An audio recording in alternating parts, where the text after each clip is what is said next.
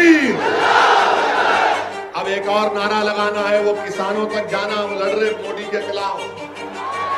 Singur border पर मेरे शेरों लगाएंगे नारा आप, तो लगाओ। भारत, भारत का किसान, भारत का किसान, भारत का किसान। ये मजा नहीं आता कांग्रेस दूसरी पार्टियों में। मैं अपने मजहब पर चलूं, मैं एक अल्लाह को मानूं, मैं हजारों खुदाओं को मानूं, मैं किसी खुदा को ना मानूं, मैं किसी और मजहब पे चलूं, आपका इख्तियार कौन है उसमें? हुकूमत कौन है मेरे को बोलने वाली? लाखों लोगों को बेरोजगार कर देंगे, और जब गरीब बेरोजगार हो जाएगा, उसके पास काम नहीं होगा, तो वे गरीब क्या करेगा बताओ? जानवर नहीं कटेगा, खेतों में जाएगा, किसानों की फसल को खा लेगा। मैं घर में क्या खाता हूं, आपको क्या फिक्र? नहीं झांकता मैं तुम्हारे क्या पका रहे, ठंडी में क्या है दिखाओ, खुदी में क्या है दिखाओ। कोई बात है? मैं किससे शादी कर रहा हूं, आप आके झांकते? क्या खा रहा हूं मेरी कुंडी में आके झांकते? भूखे हम, खाने को खाना नहीं है। लॉकडाउन के बाद इकोनॉमी बर्बाद हो गई, मगर इसकी कोई फिक्र नहीं है बीजेपी के लोगों को। असदुद्दीन ओवैसी का तारुफ यह है, सुनो, मैं किसी तारीफ का मोहताज नहीं हूं। मैं पाक रसूल मोहम्मद सल्लल्लाहु अलैहि वसल्लम के दर का कुत्ता हूं, ये मेरी तारीफ और तारुफ है।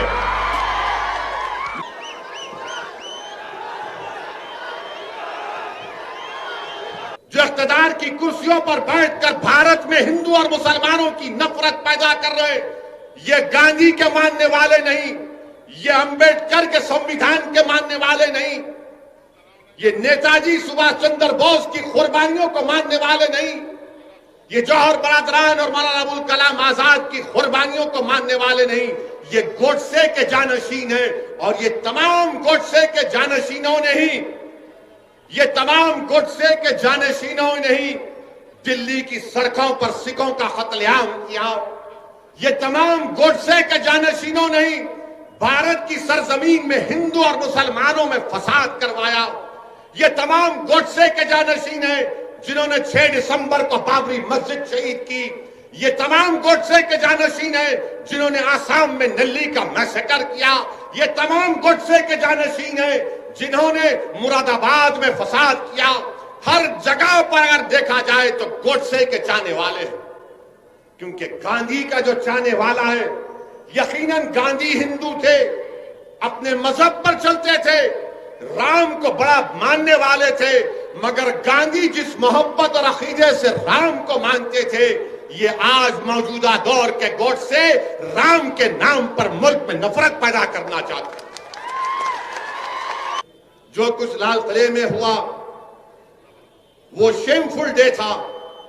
मैंने कहा बिल्कुल सही है, नहीं होना था। हम हर तशद्दुद की और वायलेंस को कंडेम करते हैं, मगर मैंने पूछा कि क्या 1960 के दहे में जब दिल्ली के पार्लियामेंट पर तमाम लोग आकर हमला किए थे कि गाय कशी के खिलाफ कानून बनाओ, हिंदी को जबान बनाओ, तो क्या वो शेमफुल डे नहीं था? तो उस मीडिया के जिम्मेदार ने कहा आपको याद है? बोला बहुत याद है, हमको बाबा आदम से लेकर अब तक पूरी तारीख याद है। मैंने कहा इस दिल्ली की सड़कों पर सिखों को, उनके जिंदा सिखों के गलों में जलते हुए टायर डाले गए। एक कांग्रेस का बड़ा लीडर रिकाबगंज की गुरुद्वारा के सामने ठहर कर सिखों का कत्ल करवाया, वो मिनिस्टर बन गया किसी रियासत का। क्या वो शेमफुल डे नहीं था?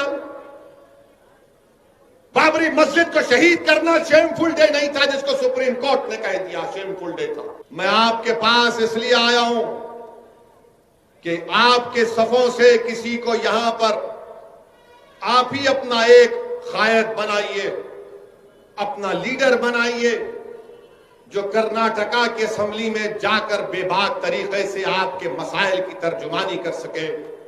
मैं यहां पर इसलिए नहीं आया हूं कि अपने आप को लीडर बनाने के लिए, मैं यहां पर इसलिए आया हूं कि जो पॉलिटिकल वैक्यूम पैदा हो गया मरहूम खबरुल इस्लाम साहब के इंतकाल की वजह से, उस पॉलिटिकल वैक्यूम को आपको फिल करना है, उस कमी को आपको पूरा करना है, मुझे नहीं आपको करना है। मैं बस इसलिए आया हूं कि आपको याद दिलाने के लिए ये वैक्यूम है, इस वैक्यूम को पूरा करो। इस पॉलिटिकल वैक्यूम को आपको पूरा करना है। पूरी कर्नाटका की आवाम, कर्नाटका की अक़लियतें, कर्नाटका के दलित, कर्नाटका की मजलूम आवाम, कर्नाटका के गयूर नौजवान आज ये देखना चाहते हैं कि जिस तरह 1978 में इसी गुलबर्गा शहर में एक नई सियासी तारीख आपने रकम की थी, आज असदुद्दीन ओवैसी आपके पास आकर गुजारिश करने आया है कि 2021 में हमारे बुजुर्गों ने 1978 में जो तारीख रकम की थी, नौजवानों तुमको आज वो तारीख गुलबर्गा में दोहराना है और इंशाअल्लाह ताला मैं तुम्हारा साथ ठहराऊंगा और हम उस तारीख को दोहराएंगे गुलबर्गे में। असदुद्दीन ओवैसी का तारुफ यह है, सुनो, मैं किसी तारीफ का मोहताज नहीं हूं, मैं पाक रसूल मोहम्मद सल्लल्लाहु अलैहि वसल्लम के दर का कुत्ता हूं, ये मेरी तारीफ और तारुफ है। कर्नाटका में इंशाअल्लाह ताला आने वाले बल्दिया के इंतखाबात में, चाहे गुलबर्गा हो, बीजापुर हो, बिदर हो, जहां कहीं भी हम लड़ेंगे इलेक्शन इंशाअल्लाह ताला। इलेक्शन का आगाज बल्दिया के इलेक्शन से होगा। बल्दिया में आप कामयाब करेंगे तो असेंबली में इंशाअल्लाह ताला कामयाबी मिलेगी। असेंबली में कामयाबी मिलेगी तो फिर दिल्ली को आप किसी को अपना रुकने पार्लिमान बनाकर बजाएंगे। लोग कहेंगे असदुद्दीन ओवैसी तुम हमको सपने दिखा रहे हो, तुम हमको ख्वाब दिखा रहे हो। मैं तुमसे कह रहा हूं कि अभी भी कह रहा हूं कि ख्वाब देखना शुरू करो, तुम ख्वाब देखना शुरू करो। इंशाअल्लाह ताला हम मेहनत करेंगे, जुस्तजू करेंगे, कुर्बानियां देंगे, लड़ेंगे, जेल को जाएंगे, हुकूमतों से टकराएंगे, मगर ये वक्त हमारे ख्वाबों को पूरा करने का है। अगर आज नहीं करेंगे तो आने वाली नस्ल हमसे कहेगी कि अब्बा जब तुम 30-35 साल के थे, अगर तुम थोड़ा सा मेहनत कर लेते, अगर तुम थोड़ा सा मजलिस का परचम उठा लेते तो वही परेशानी का मुझे सामना नहीं करना पड़ता अब्बा जो तुमने अपनी जवानी में तकालीफ उठाई थी। तो आने वाली नस्ल के लिए हमको अपनी सियासी जदोजहद करना है। यहां पर बीजेपी की हुकूमत एक नया कानून पास कर दिए कि पहले गाय कशी पर कानून था, अब तो बोले कि कुछ भी नहीं कटना, कटना ही नहीं करते। बोलता हूं उसमें भी आप हो, तुम अब दिमाग खोल दी मेरा, तहारी बोलते। कानून क्या है कि अगर पाशा भाई के घर में एसआई आ गए, पुलिस स्टेशन के घर में पाशा भाई के पुलिस वाले आके बोले तुम्हारे पास 2 भैंसा खड़े हुए पाशा भाई, तुम बोले हाँ दूध देते, नहीं नहीं नहीं तुम काट रहे हो उसको, मैं लिख जा रहा हूं, मैंने कानून में लिखे हूं। पाशा भाई के घर में आके भैंस भी लेके चले जाते, पाशा भाई का ऑटो का ट्रालर भी लेके चले जाते, बोलते नहीं अरे ट्राली कहीं को लिख जा रहे एसआई साहब, तो बोले तो स्मगलिंग कर सकते। उसके बाद क्या करते हैं उन्होंने, उसको सीज करके एसडीएम को देते। एसडीएम क्या करता, पाशा भाई के घर पे कब्जा कर लेता। ये कानून है, याद रखो आप। पाशा भाई घर पे कब्जा कर लेता। अब एसडीएम ये भी कर सकता करो नहीं ये घर में उन्होंने काटे या काट सकते, मैं घर को बेच देता हूं। ये कानून बनाया। और वहां दिल्ली में बैठ के दिल्ली के मौजूदा बादशाह बोलते भाइयों बहनों सबका साथ सबका विकास। अरे कहीं का भैंस का साथ दे रहे, किसका साथ दे रहे आप? सबका साथ सबका विश्वास सबका सबका, अरे सबका सबका कहां है भाई? पाशा भाई की भैंस को लेकर जाएंगे, पाशा भाई की ट्राली को लेकर जाएंगे, पाशा भाई के घर को लेकर जाएंगे और बेच भी देंगे। और कोर्ट में जब कोर्ट में कुछ फैसला है ना, घर को लेकर बेच देंगे। ये कानून बना है, अजीब और गरीब कानून। अच्छा फिर उसके बाद आपको मालूम कि चाहे भैंस हो बैल हो, ये जितने कैटिल हैं इसकी कोई चीज खराब नहीं जाती। इसकी हड्डियां जेलेटिन फार्मास्यूटिकल में जाते। सींग जो होते हैं, सींग से बटन बनता। मत नहीं बनाते बटन, तुम बटन बगैर बटन के पहनो। हमको बगैर बटन कर रहे, तुम बगैर बटन करो, दिखाओ चलो। उससे सींग से बटन बनता। आपको मालूम कि ये जो हड्डियों की और जेलेटिन की इंडस्ट्री कितनी है? 2000 करोड़ की इंडस्ट्री है ये पूरे मुल्क में। और कर्नाटका के जो बूचर एसोसिएशन ने सही कहा कि 40-50 लाख के करीब लोगों का रोजगार बर्बाद हो जाएगा। क्यों कर रहे हैं आप ये? क्या आप नहीं जानते कि ये किसानों का मसला है? क्या करेगा किसान जब भैंस दूध नहीं देगी? क्या करेगा किसान जब गाय दूध नहीं देगी? आप खरीदो ना उन लोगों से, खरीदो उन लोगों से जब गाय और भैंस दूध नहीं देती, खरीदो आप। अब आप देखेंगे कि पूरे छोड़ देंगे गाय और भैंस को, वो किसानों के फसलों को जाकर खा लेंगे। इस तरह का कानून आप कैसा बनता? वो मुर्गी के चमड़े से बनता, बकरी के चमड़े से बनता। क्रिकेट खेलेंगे मगर तुम मटन नहीं खाना। ये क्या बात है भाई मेरे? याद रखो नौजवानों, कहीं डिबेट हुई तो तुम्हारे को बोल, आर्टिकल 48 है, तुम बोलना आर्टिकल 47 पढ़ा तू। अरे जाहिल हौले, पढ़ा नहीं पढ़ा बोल। आर्टिकल 47 क्या बोलता मालूम आपको? भारत का संविधान का आर्टिकल 47 ये बोलता कि हुकूमत की जिम्मेदारी है कि न्यूट्रिशन, ताकत में, बच्चों में, भारत के बाशिंदों में न्यूट्रिशन का इजाफा हो। दूसरा बोलता कि आपकी जिंदगी का मियार उठे।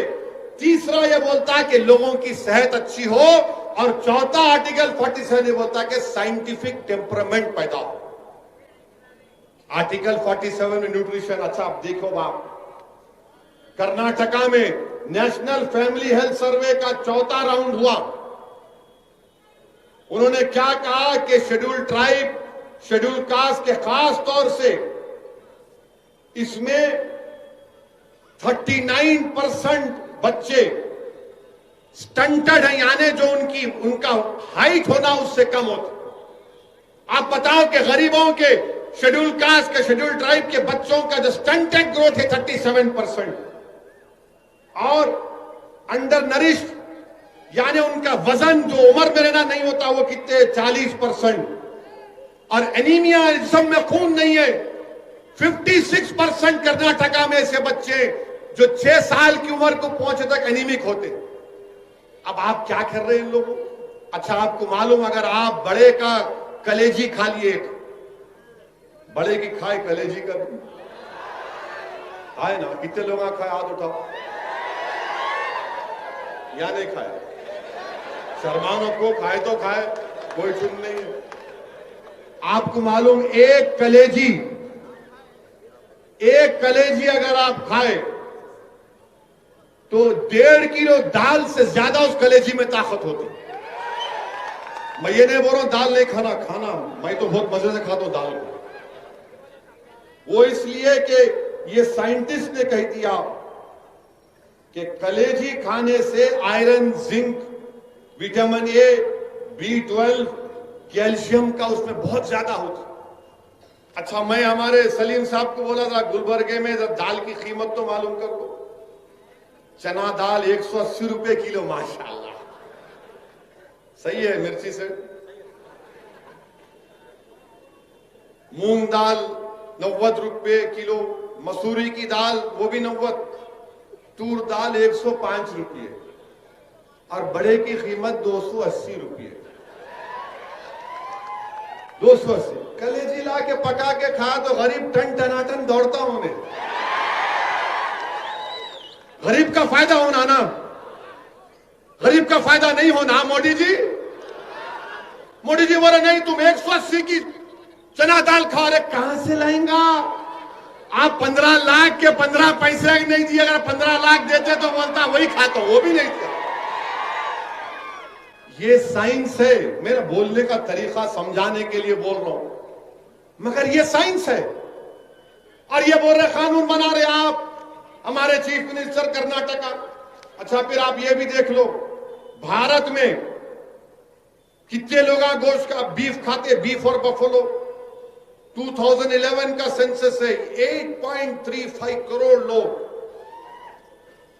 लोग बीफ और बफलो खाते। पूरे गरीबा हैं, दलित, शेड्यूल्ड ट्राइब, शेड्यूल्ड कास्ट, मुसलमान, पूरे गरीबा हैं।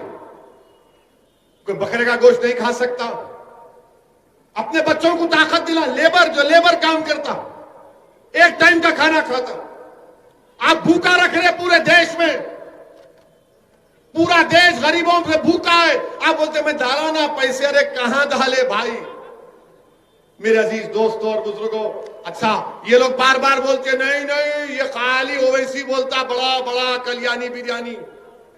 इंडस वैली सिविलाइजेशन, 5000 साल पुराना सिविलाइजेशन, वहां जाकर वहां के एक्सपर्ट्स आसारे कदीमा के खोद के निकाले तो किसकी हड्डियां निकले मालूम पड़े के। 5000 साल पुराना इंडस वैली सिविलाइजेशन, और आप बोलते नहीं करना। हम चीफ मिनिस्टर से इतना बोल रहे कि आप लाखों लोगों को बेरोजगार कर देंगे, और जब गरीब बेरोजगार हो जाएगा, उसके पास काम नहीं होगा, तो वे गरीब क्या करेगा बताओ। जब जानवर नहीं कटेगा, खेतों में जाएगा, किसानों की फसल को खा लेगा।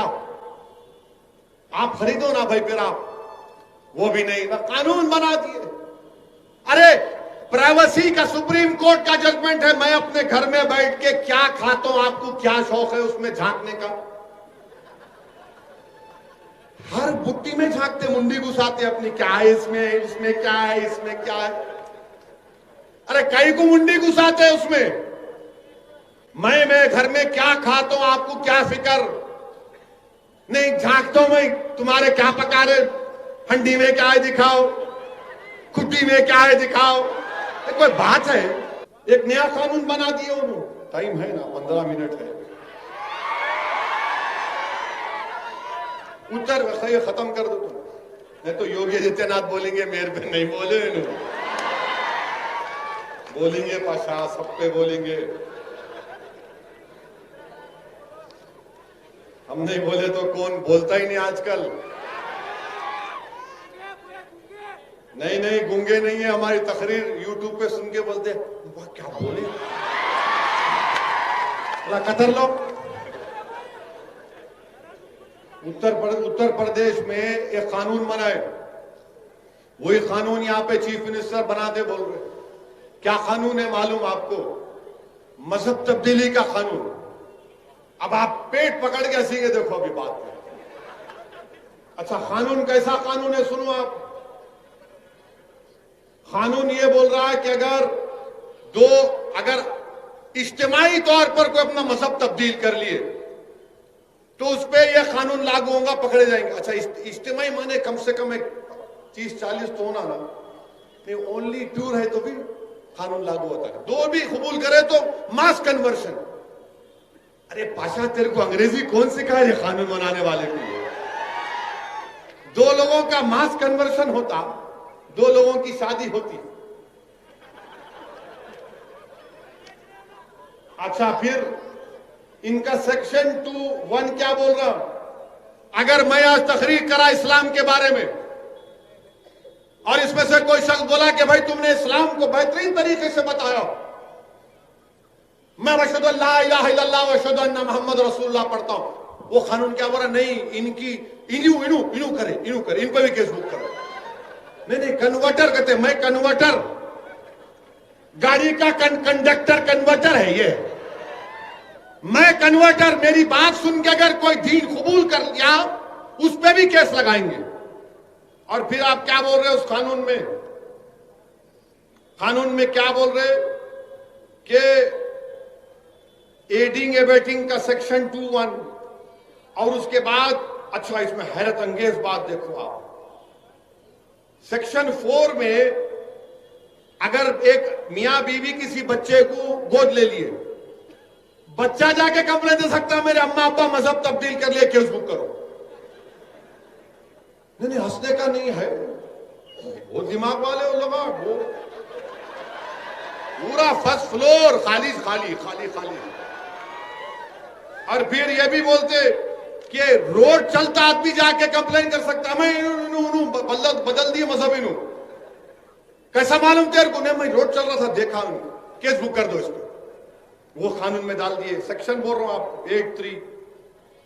और 83 में क्या है, अगर कोई अपना मजहब तब्दील करना चाह रहा है तो उसको जाके डिस्ट्रिक्ट मजिस्ट्रेट को लेटर लिख के देना, साहब मैं तंग आ गया अपने पुराने मजहब से, नया मजहब बदलना चाह रहा हूं। तो डिस्ट्रिक्ट मजिस्ट्रेट बोलते लिख के दे, 2 महीने के बाद आ, 2 महीने के बाद आ, मैं इंक्वायरी करूंगा, मैं मालूम करूंगा कि तू सच बोल रहा है या तेरे को कोई धोखा दे रहा। ये कानून बना रहे। मैं अपने मजहब पर चलूं, मैं एक अल्लाह को मानूं, मैं हजारों खुदाओं को मानूं, मैं किसी खुदा को ना मानूं, मैं किसी और मजहब पे चलूं, आपका इख्तियार कौन है उसमें? हुकूमत कौन है मेरे को बोलने वाली? इंडियन पीनल कोड का आईपीसी 493 के अगर मैं किसी को धोखा देकर शादी करता हूं, कोई मर्द अगर किसी औरत को धोखा देकर शादी करता तो सजा है 10 साल की। सेक्शन 503 आईपीसी का क्या है, कानून मौजूद है। मगर अब क्या हो रहा, अब ये जो नाम निहाद जो सेकुलर लोग हैं ना, जब मैं ट्रिपल तलाक पे आकर हम मुखालिफत कर रहे थे, जुलूस निकाल रहे थे, ये सब बोल रहे थे असदुद्दीन ओवैसी क्या कर रहे हैं आप मुस्लिम बहनों पर जुल्म कर रहे हैं, उनको कुचला जा रहा है, दबाया जा रहा है, आप क्यों साथ दे रहे हैं? मैंने कहा शादी एक सिविल मैटर है, शादी एक सिविल मैटर है, इसमें क्रिमिनल पीनल प्रोविजन नहीं आना चाहिए। आज वही लोग मेरे को फोन करके बोले कि असद साहब उस वक्त अगर हम आपकी बात को समझ जाते तो आज हम ये गलती नहीं करते थे। शादी कोई भी किससे भी कर सकता है, कौन रोक सकता भाई? इश्क आ गया, बोलता मैं मजनू हो गया, बस आंखों पे पर्दा पड़ जाता, कुछ भी नहीं, उससे करता हूं। अब्बा बोलते, नाना बोलते, दादी बोलते, अम्मा बोलते, देख तेरा दूध माफ नहीं करूंगी, नहीं बोलता अम्मा बाद में माफ कर, पहले शादी करा दे।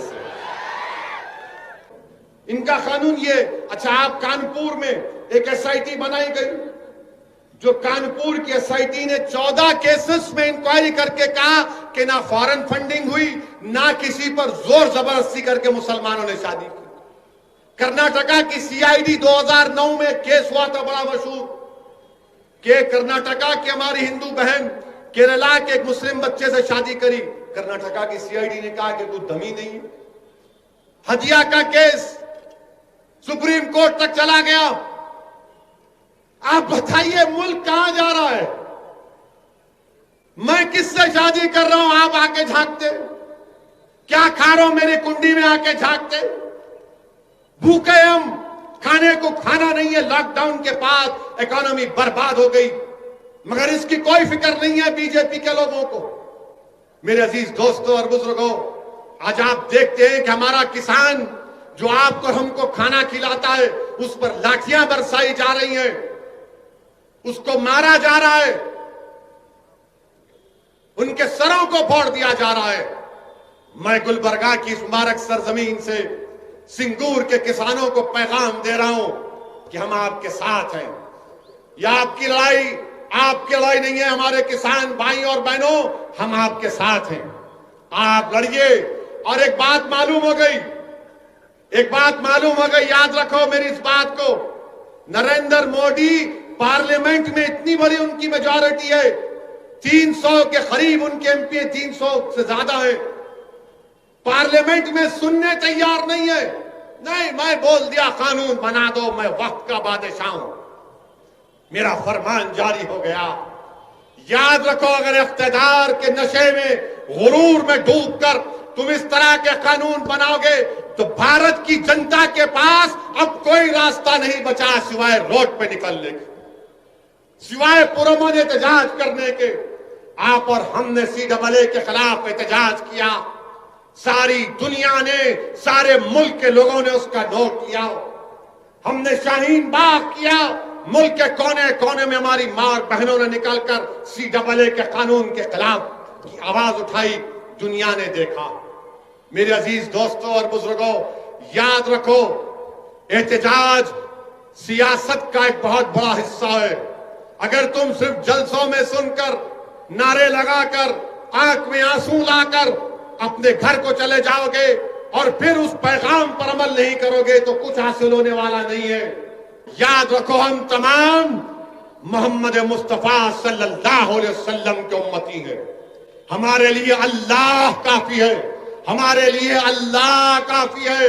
अल्लाह जमीन व आसमान का मालिक है, अल्लाह जमीन व आसमान का खालिक है। आसमानों से बारिश बरसाने वाला अल्लाह है, सूरज और चांद को निकालने वाला अल्लाह है। अल्लाह हमारा मुहाफिज है। अल्लाह पे खूब तवक्कल करो नौजवानों, अल्लाह की जात पर तवक्कल करो, अपने आप में एतमाद को पैदा करो, अपने आप में कुव्वत को पैदा करो, जमहूरियत के तकाजों को समझो, जमात को मजबूत करो और जमात के परचम को लेकर आगे बढ़ो। इंशाअल्लाह ताला हम कर्नाटका में गुलबर्गा में एक नई तारीख रकम करेंगे। वाखिर दावाना अल्हम्दुलिल्लाह।